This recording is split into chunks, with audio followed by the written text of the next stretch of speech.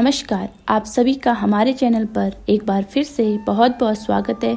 आशा करती हूँ कि आप सभी लोग स्वस्थ होंगे। इसी कामना के साथ बढ़ते हैं आज के इस क्रमांक की ओर।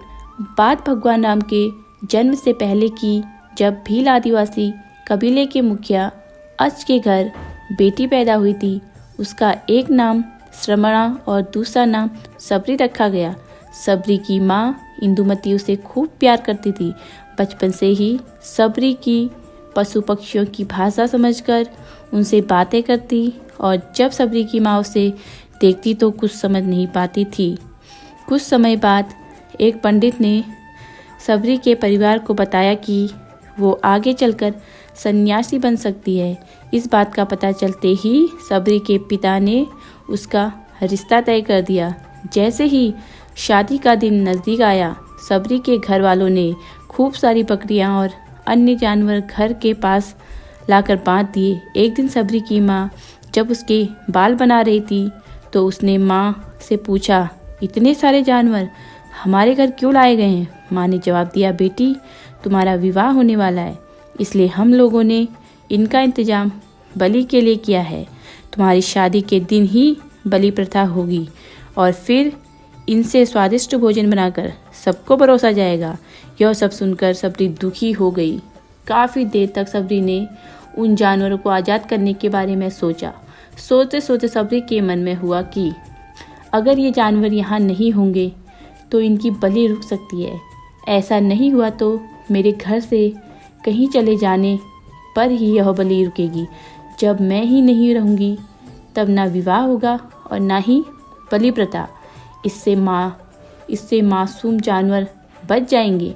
इसी सोच के साथ जानवरों को रखी गई जगह पर सबरी पहुंची।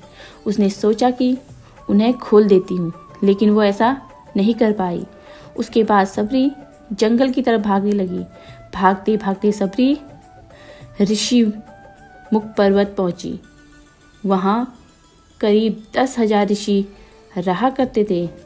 सबरी को लगा कि वो भी इसी जंगल में किसी जगह ऋषि मुनियों की सेवा करके अपना जीवन जी लेगी। वो उसी जंगल में एक हिस्से में रहने लगी। एक दिन सबरी को किसी ऋषि ने देख लिया। उसे देखते ही उसका परिचय पूछा।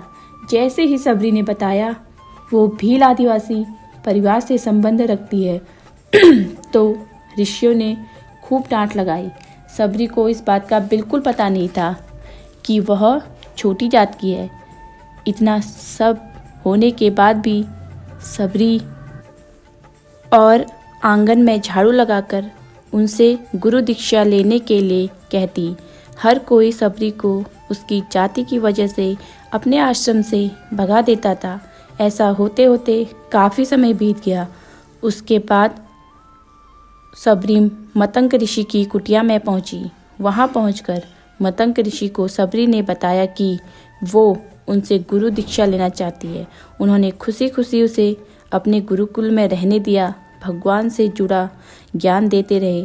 समय के साथ ऋषि का शरीर बूढ़ा हो गया। उन्होंने एक दिन सबरी को अपने पास बुलाया और कहा, बेटी मैं अपना देह त्यागना चाह रहा हूँ।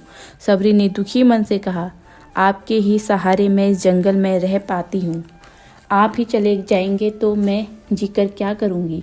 आप मुझे भी अपने साथ ले जाइए, मैं भी देह त्याग दूंगी। मतंग ऋषि ने जवाब दिया, बेटी तुम्हें चिंता करने की ज़रूरत नहीं है। राम तुम्हारी चिंता करेंगे और ध्यान भी रखेंगे। सबरी ने राम का नाम सुनते के बाद पूछा, वो कौन है और उन्हें मैं किस तरह ढूंढूंगी? मतंग ऋषि ने बताया, राम कोई और नहीं भगवान है। वो तुम्हें सारे अच्छे कर्मों का फल देंगे। तुम्हें उन्हें ढूंढने की कोई ज़रूरत नहीं है।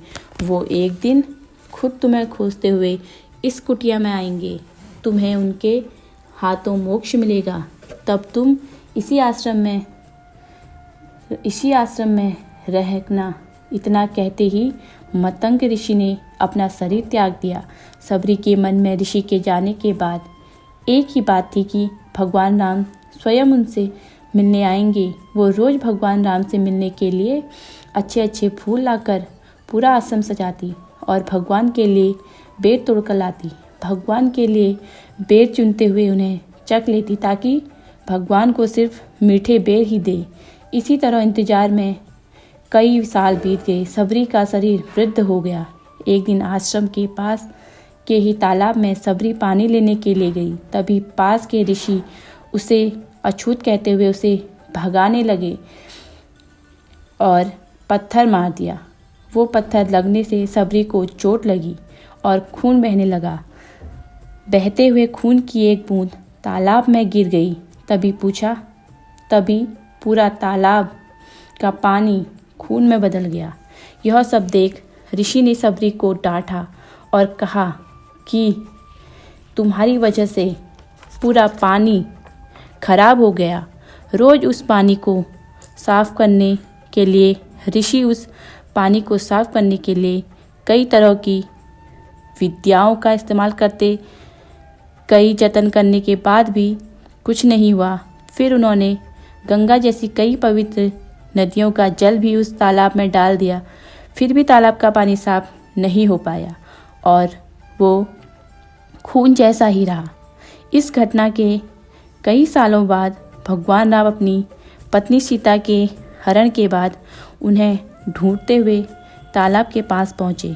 ऋषि मुनियों ने उन्हें पहचान लिया। भगवान को वहाँ देखकर ऋषियों ने तालाब का पानी साफ करने के लिए भगवान को अपने पैर उसमें डालने के लिए कहा, लेकिन पानी जैसा का तैसा ही रहा।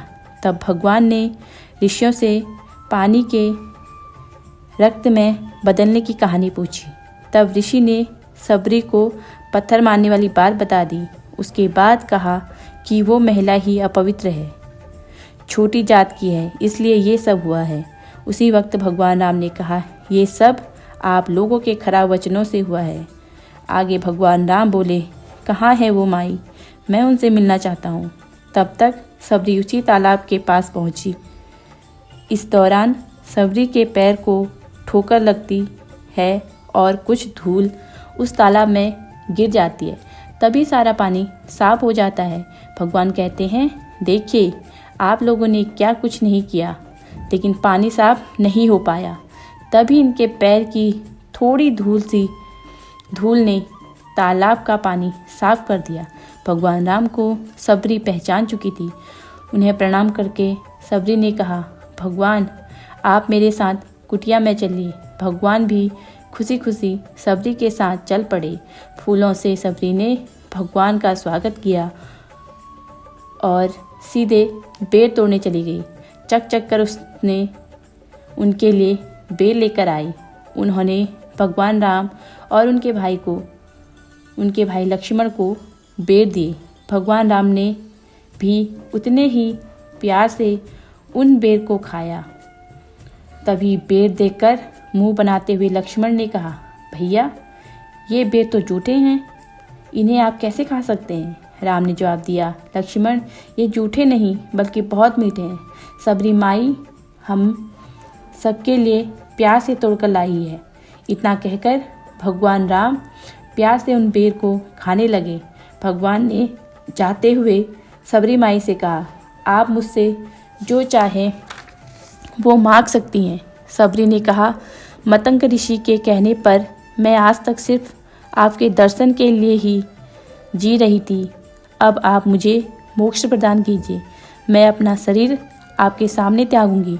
उसी वक्त सबरी ने अपना शरीर त्याग दिया। भगवान राम ने उसे अपने हाथों से उनका अंतिम संस्कार किया और सीता माँ की खोज में आगे बढ़ गए। इस तरह से ऋषि मतंग की बात सच साबित हुई और सबरी को भगवान राम के दर्शन भी हुए। तभी से भगवान राम को सबरी के नाम से भी सबरी के राम भी कहा जाने लगा। सच्ची श्रद्धा हो तो भगवान के दर्शन जरूर होते हैं। बोलो जय श्री राम।